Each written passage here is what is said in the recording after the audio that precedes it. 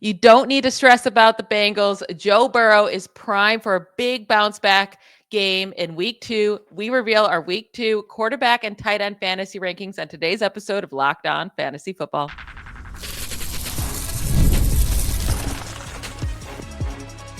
You are Locked On Fantasy, your daily NFL fantasy podcast. Part of the Locked On Podcast Network, your team every day. Welcome into the Locked On Fantasy Football podcast. Thank you for making us your first listen every day. I'm one of your co-hosts, Michelle Magdziuk, and when I'm not doing this, I'm a researcher and fantasy analyst with NFL Network. And I'm your other co-host, Vinnie Iyer. When I'm not doing this, I'm writing about NFL fantasy and betting for sportingnews.com. Today's episode is brought to you by FanDuel. Right now, new customers can bet just $5, and if your bet wins, you'll get $300 in bonus bets to use across the app. We have week 1 in the books and some crazy performances, some really not so crazy performances from guys that we were expecting to have big weeks, but we're turning the page to week 2 and we're digging into our rankings. And today we're going to start with our week 2 quarterback and tight end fantasy rankings and starting right with the quarterbacks here, right at the top. We're just going to keep Josh Allen at number 1. Why not, right? He's so good. We're going to keep him there. He's going to keep doing his thing. He gets to play the Jets this week, and he's going to be great. We actually have the same quarterbacks ranked inside our top 6, just in a slightly different order. So my top 6, like I said, goes Josh Allen, number 1. And then after that, I do have Joe Burrow, number 2. Lamar Jackson, number 3, Jalen Hurts, 4, Jaden Daniels, 5, and Justin Herbert, 6. Your top 6 goes Josh Allen, number 1, Lamar Jackson, number 2, Jalen Hurts, number 3, Justin Herbert, 4, Jaden Daniels, 5, and Joe Burrow, 6. So do you think I'm crazy, Vinny, that I am putting that much trust in the Bengals and Joe Burrow to get back on track after a very terrible week 1 by their offense? And, everyone just really struggled there, especially Burrow and Jamar Chase. But they get the Jaguars this week, and I'm saying I'm putting them right at quarterback too. Yeah, I just think the Browns, again, are tough defense still. They have Myles Garrett. I mean, they've got some people who can play on that side. The Jaguars did show some improved defense in the game against the Panthers, but I think a lot of struggles were tied to just Bryce Young not looking at the field and having too many weapons there. They were able to kind of control the game. And look, I don't think the Jaguars defense can hold up against a offense of the caliber of Cincinnati. So Chase Brown did get the touchdown in week 1. I think he'll have a fine game, but they're going to have to put the ball up in the air. They want to grease the wheel after they paid Jamar Chase and T. Higgins. So I think they'll want to have a get-well game. They'll be at home. So I think the Jaguars will put up some points and resistance against that defense of the Bengals. So it could turn into a shootout. You have 2 number 1 overall picks there, back-to-back years in the draft. So I think Lawrence will want to prove himself. It was a Maye game in week 1. They did win handily. That's the biggest thing for Jacksonville. But Lawrence didn't play all that well either in terms of just lighting up the Panthers defense. So I think you might get some points in this game. Both offenses eager to get back on track, and they're just too talented on both teams not to do that. So I love the quarterbacks this week. Burrow, of course, way up there. Lawrence, let's hope he rebounds, because we thought he was a sleeper last week. Could be an indication the Panthers defense is a little bit better than we think. Yeah, I mean, Burrow has stunk on the road in Cleveland for his whole career. So maybe we should have taken that into more consideration during our week 1 rankings, because he's scored now 8.8, 14.9, 3.2, and 13.5 fantasy points in his 4 away games in Cleveland. But I'm not worried about it. Last year, he struggled in Cleveland too, and he was fine, right? The rest of the year in fantasy points. The Jaguars are terrible against fantasy quarterbacks. At least they were last year. I know they did fine against Bryce Young, but it was a weird game, a bad weather, delay of game. The Burrow averaged nearly 24 fantasy points per game at home last season. Jaguars were terrible defense on the road last year. So plug in Joe Burrow with 0 worries. I think he's going to have an elite week. Now, both of us have Justin Herbert ranked inside the top 6, which is that's not normal for him, right? But he keeps slowly climbing up and getting our confidence back. It was a couple years there where Herbert was really struggling as a fantasy quarterback, but all of a sudden, he has really turned it on. Multiple passing touchdowns in 5 straight games, at least 3 passing touchdowns in 2 of the last 3 games. And he scored 22 plus fantasy points now in 4 straight regular season games. 27 points, 28, 25, 22. Those are his last 4 games, including a Week 18 performance at the Raiders, which is where he'll be playing this week. And I'm not scared of the Raiders defense. So loving Herbert this week. And you even like him a little bit more than I do. Quarterback 4. Yeah, I said the only question with Justin Herbert, are they going to let him loose and just chuck it around? And look, this is a very smart coaching job by Jim Harbaugh. I mean, he looked early last year, okay, we're going to run the ball, do what I do well. Let's get everyone up to speed. Let's go get him some other weapons other than Ladd McConkey. Bring back Keenan Allen, a very familiar weapon. Let's find ways to use Quentin Johnson instead of just writing him off as a first-round bust. Let's give him a potential to succeed by making him a big play threat, right? And playing off the running game and those other receivers. So this is just great coaching by him and Greg Roman. This is what Jim Harbaugh does. He knows how to coach offense. He's going to love having an elite quarterback, and he's going to find out how to do it. So I think Keenan Allen unlocked a lot of things for this passing game because, again, he's very familiar. He still can get it done with this route running. You got McConkey now with the field open, the big plays to Johnson. So everything is clicking here for Justin Herbert. And again, if you have a guy named Justin, you should start him this week because Justin Fields, tough matchup against the Steelers. He obliterated it as a passer, as a runner. Again, an offensive staff that knew what they were doing. So again, the Justins were right on that cusp, right? When we were looking at QB1 for the whole season, now they look like they might be firm top 6, top 8 plays in more weeks than not. The Bills defense, I mean, they just got gashed by Lamar Jackson. So nothing to get too scared about, right? Another dual threat quarterback has a weapon in Garrett Wilson that can do some damage. The Bills are pretty weak at corner. So again, I'm really feeling both Justins this week. I think Herbert versus Fields was hard for me. I want Herbert slightly above, but I would definitely try to get both of them in my lineups in various leagues. And definitely that's a good combination, Superflex this week. Yeah, I mean, I have them back to back. I have Herbert 6, Justin Fields 7. You have Fields at quarterback 9. But I'm really liking him. Like you said, the Steelers are supposed to be a really good defense this year. Maybe they won't be, but I mean, they revamped their secondary. They have T.J. Watt and a good defensive line. So I was shocked by how good Fields looked. I mean, obviously as a runner, we knew that was going to happen, but he looked on point with his passes and had some big plays there as well. His last 4 starts, I mean, he's scored 29 fantasy points in week 1, 23 fantasy points in his last start with the Steelers last year, 16 points, so a little bit down game in the second to last start, and then 32 fantasy points in that third to last start. So the last 4 starts for Justin Fields have been really, really good for fantasy. And the Bills defense, I mean, they've kind of fallen apart lately. They've allowed 40 plus points to opponents in 3 of their last 6 regular season games. I mean, the Ravens, I know it's the Ravens, and that's a lot different than the Jets, but the Ravens did whatever they wanted against the Bills until Derrick Henry happened to fumble, at the end of the game there, which kind of changed things around. But I'm really excited for Justin Fields. I think he is a must play this week if you have him. Now, we are a little bit different on Patrick Mahomes, but not by much. You have him at 8. I am at 10. You drafted him. He should have to put up points against the Eagles. You're playing him. He should have a good game. Nice week 1 performance by him for fantasy as well. But 2 guys were flipped on, Kyler Murray and Dak Prescott. So I have Dak Prescott as my quarterback 8. You have him at quarterback 12. And then I have Kyler Murray at quarterback 11. You have him at quarterback 7 against the Panthers. So, Vinny, why are you liking Kyler Murray so much this week to rank him as your 7th highest quarterback?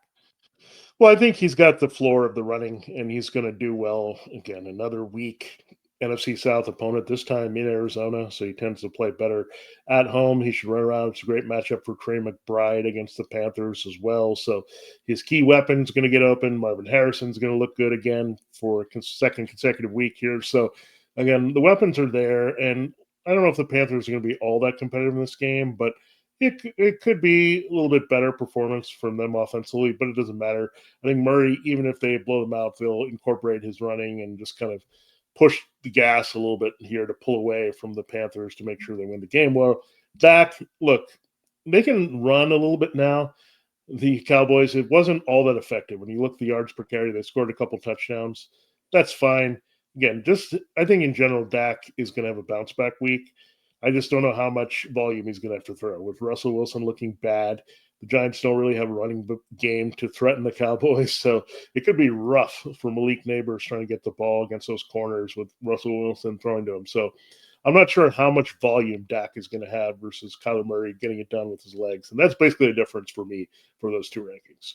Yeah, with Dak, I'm happy to rank him back high because he should have had a big day in week one. It was the 2 touchdowns that were like an inch away from the end zone that Javonte Williams got to just steal and just, roll into the end zone basically. And then some really big plays that CeeDee Lamb dropped that should have totally changed Dak's stat line. Jaden Daniels scored 20 points against the Giants last week. So they are a little bit like Jaden had to do it with his legs, which we won't get out of Dak, but I do trust Dak to be able to get it done through the air. We will go through the rest of our quarterback rankings and then get to our tight end rankings right after a quick break. When the opening whistle blows on a new repair, get your crew moving forward with Supply House. Order today and see parts on your doorstep tomorrow. Over 280,000 plumbing, HVAC, and electrical items from the most trusted brands in the business. Their real-time inventory and honest lead times keep you from punting projects, while their industry-leading customer service always has your blind side covered. Need parts fast for a project? Supply House has next-day delivery. Talk about a game changer. Their trade master perks like priority shipping and dedicated support make the whole process smoother. Join the free Trade Master program today and score serious perks like priority shipping, lower prices, and a dedicated support line. Visit supplyhouse.com to sign up for free and use promo code SHNFL5 for 5% off your first order. That's SHNFL5 for 5% off your first order. That's supplyhouse.com. Real people, real service. This episode is also brought to you by Game Time. The NFL season is back, and honestly, there's nothing better than being in the stadium surrounded by fans cheering on your team.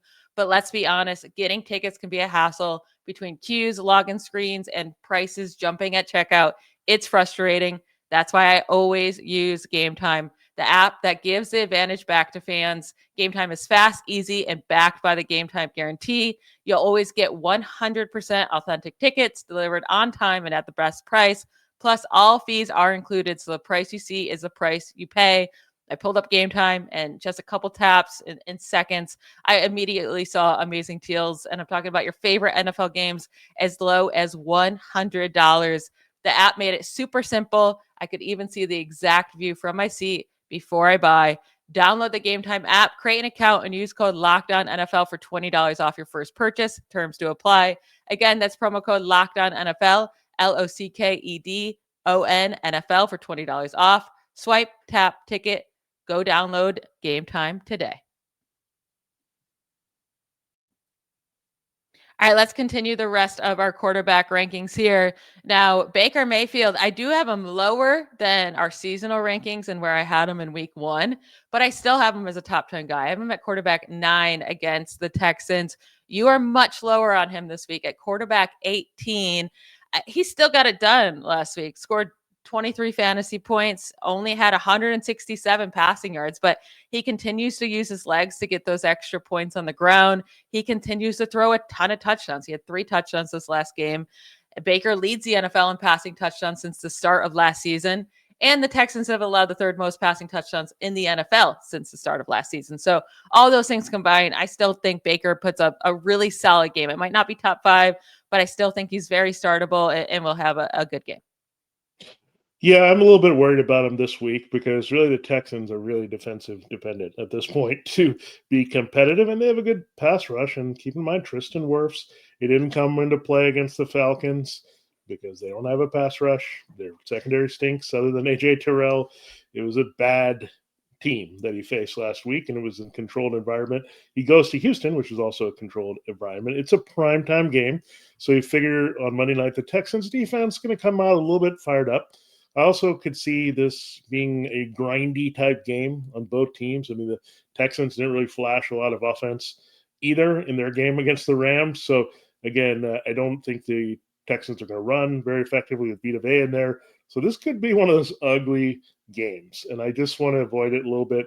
And I don't know how much the Texans can make this competitive either with throwing with Stroud. So, in Mayfield, it was a rough out there, right? He had to rev it up late against the Falcons to make it. But I think this game is going to be a little bit more about the defense, running game for Tampa.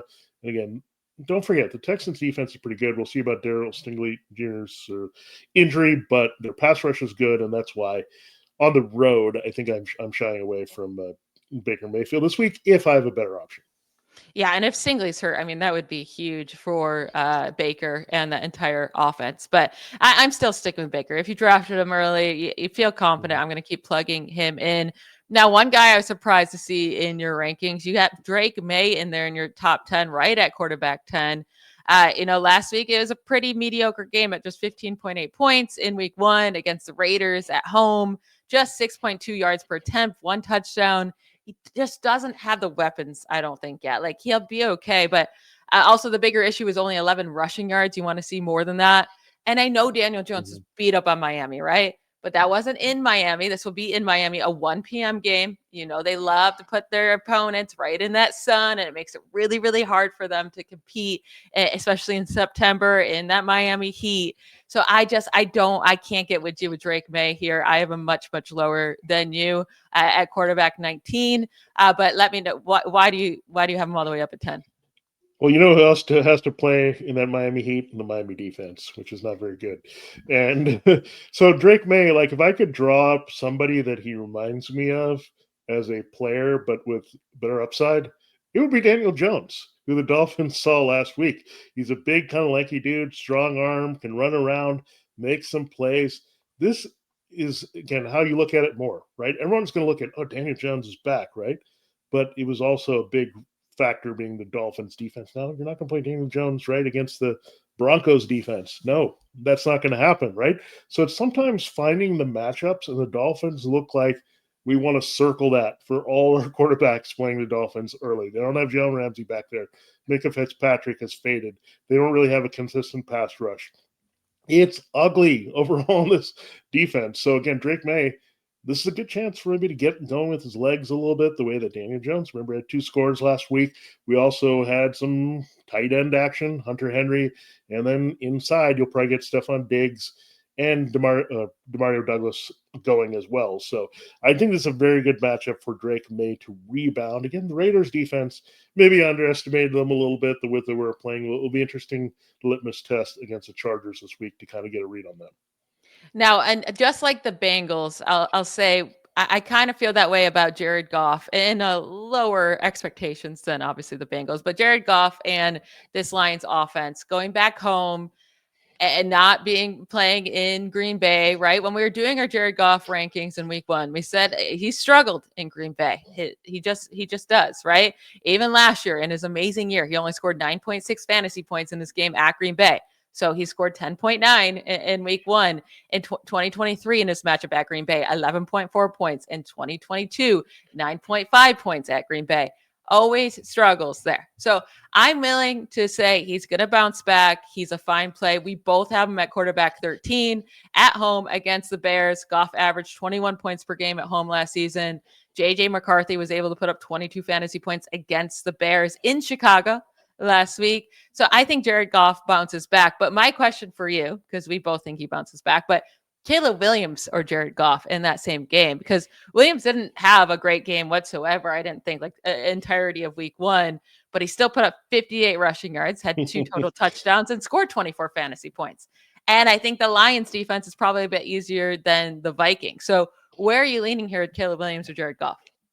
Yeah, I think home cooking is going to help Goff here. And I think Lions are too good. I mean, if you're going to pick the team that's going to go 2, I think you'd feel more likely the Bears are than the Lions at Ford Field. And again, they want to open up their offense. They didn't get a chance to do that last week. They couldn't get the play action going because the running game wasn't there. They want to push the ball downfield to Jameson Williams in the new offense. Their interior line is a little bit of question, but the Bears are not exactly the toughest team interior-wise to put some pressure in Goff's face. So he'll be comfortable. They'll be desperate. They'll come out and fling it. It's a Ben Johnson reverse revenge game here for both teams. So that's going to be a factor there.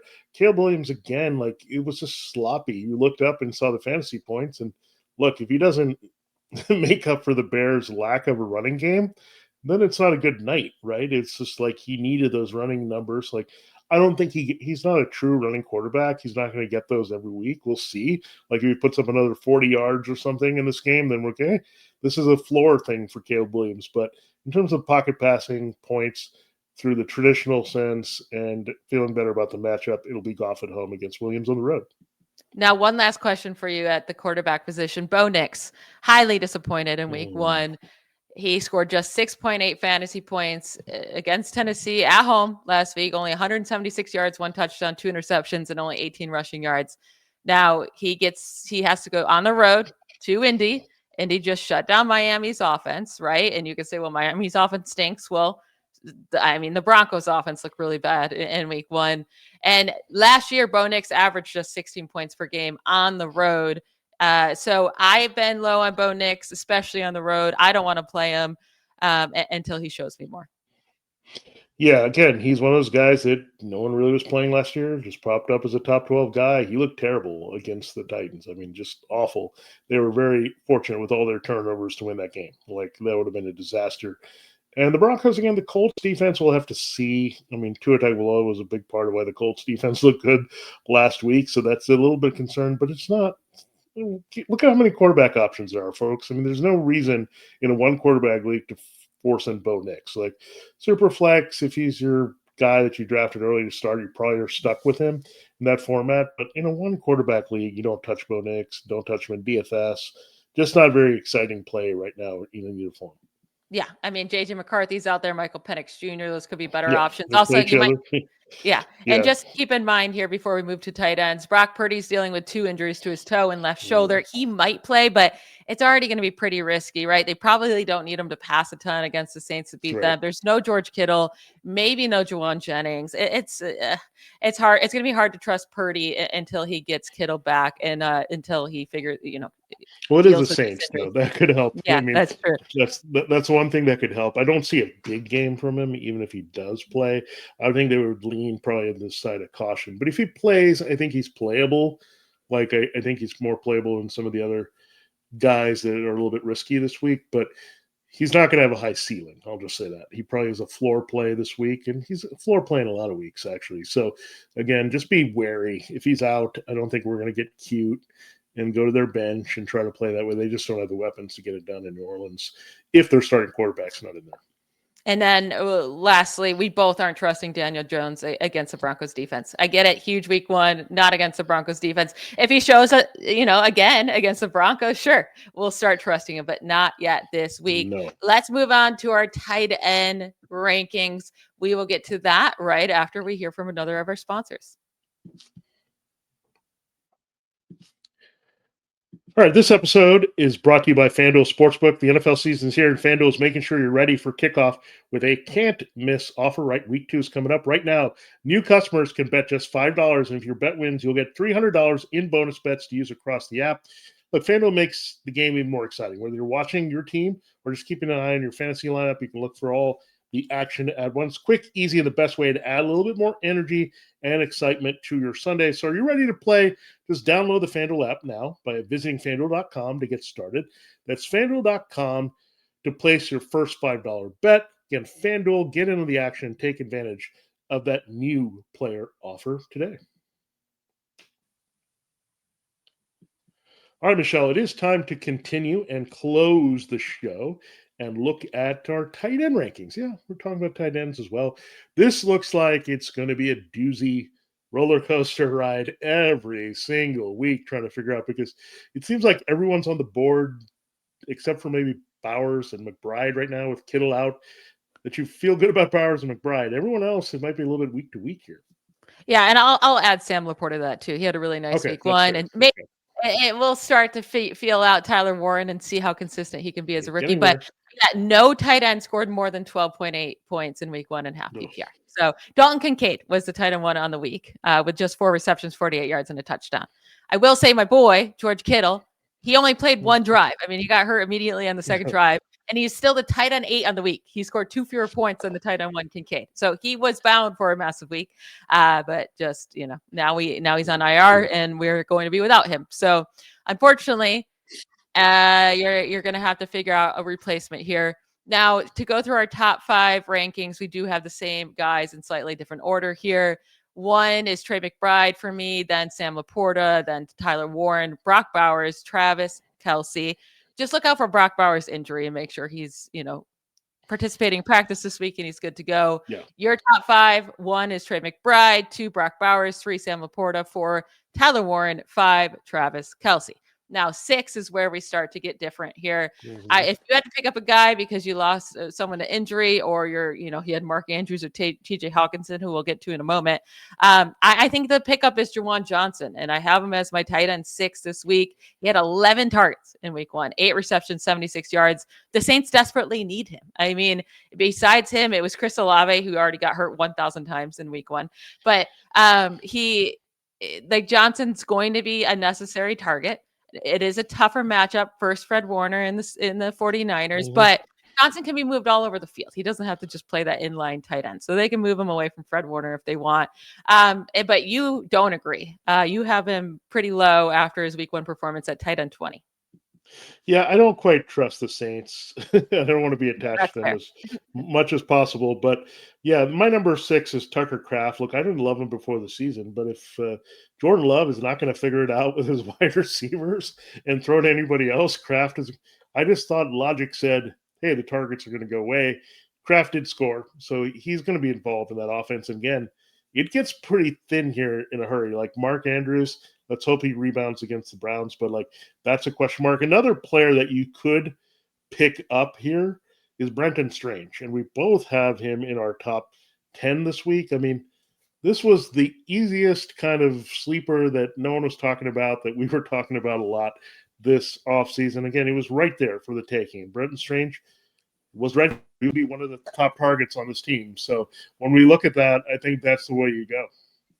Yeah, I'm definitely different with Tucker Kraft than you. You have him at tight end 6. I have him at tight end 11. And really, he's only at 11 because we're talking about how miserable this position is already. But yeah, he came down with a touchdown, but he had 2 receptions for 16 yards. And that touchdown was a 15-yard reception. Only 4 targets. I've talked about this. He's been so tight end dependent or touchdown dependent over the last 2 years. That's the only way he gets his fantasy points. Tight end 15 on the week, this in week 1, in a week where nobody did anything. So, and that's with scoring a touchdown. That's almost impossible to be out of the top 10 with scoring a touchdown.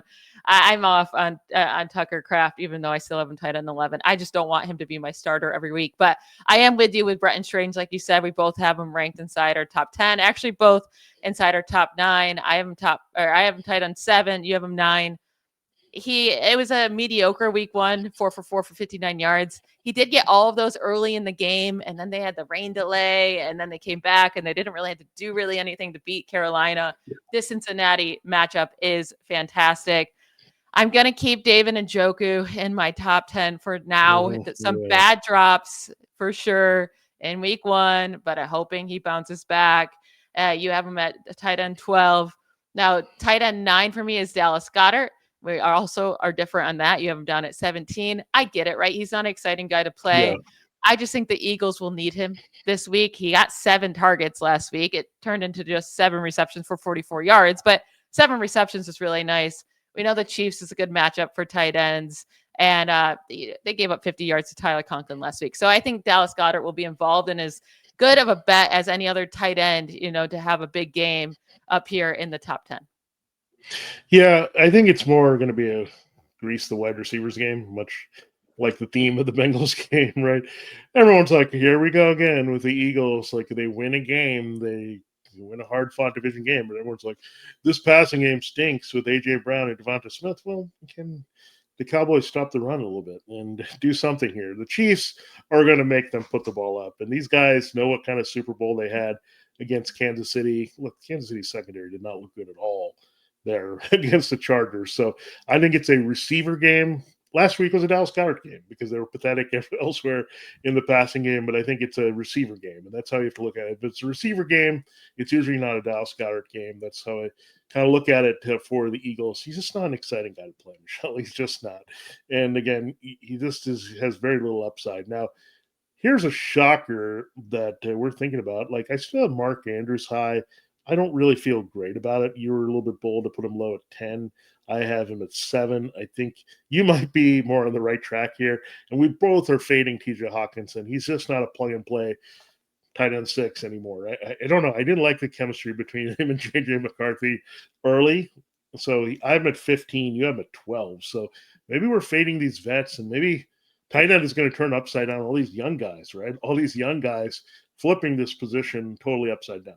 Yeah, I don't want to give up on Mark Andrews or T.J. Hockenson after week 1, but I am more able to get back on track with Mark Andrews than I am Hockenson. Like maybe the Bills just really keyed in on stopping Mark Andrews. Who knows? But the 1 target, 1 reception for 5 yards is definitely worrisome. But as long as Isaiah Likely is still not back by week 2, I'm willing to give him another shot. But with T.J. Hockenson, it's just been too long now since we've seen a really good fantasy game. He hasn't caught a touchdown since 2023. And like you said, it's the new quarterback thing. We don't know if they have that connection. So I'm willing to sit him until I start to see that connection build with JJ McCarthy. Now, my question is, would you get so cute to play like a Harold, like pick up Harold Fannin Jr., the rookie for the Browns off of waivers, and play him against the Ravens over a guy like TJ Hockenson, or, even a Mark Andrews or a Tucker Kraft? Well, obviously you wouldn't do Tucker Kraft, but over one of your struggling tight ends, because Fannin saw 9 targets. He had 7 receptions, 63 yards in his NFL debut. He seems like he's going to be heavily utilized in this offense.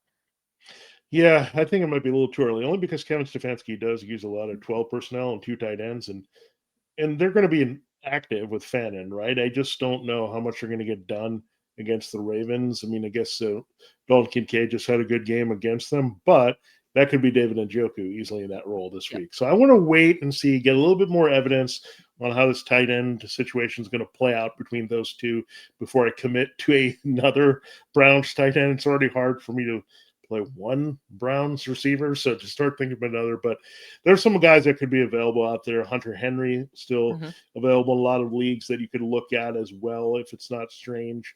There's a lot of guys you can consider. So I would maybe go in that direction before even your Juwan Johnson pick, right? Even though I don't love him, I think at least he's a guy that's going to have some targets before I get cute with Harold Fannin Jr. just yet. Like if he continues this for 2 or 3 weeks, then we might flip this upside down. Yeah, Juwan Johnson, Kyle Pitts, Hunter Henry, like you said, even like a Zach Ertz are all options that maybe you can find on waivers if you need a new tight end to plug in for an injury or for just one of your struggling guys. But that will be it for today's episode. I want to thank you all for making Locked On Fantasy Football your first listen of the day. The NFL season is finally here. So for your second listen, get a double dose of the Locked On NFL podcast. Tyler the Madman Rowland gives you a shot of espresso to start your football day, while Tony Wiggins takes you into the barbershop for the smoothest breakdowns to end the day. Find Locked On NFL on YouTube or wherever you listen to podcasts. We will be back tomorrow to reveal our running back rankings for week 2. Don't miss that episode. Have a great night. Bye, y'all.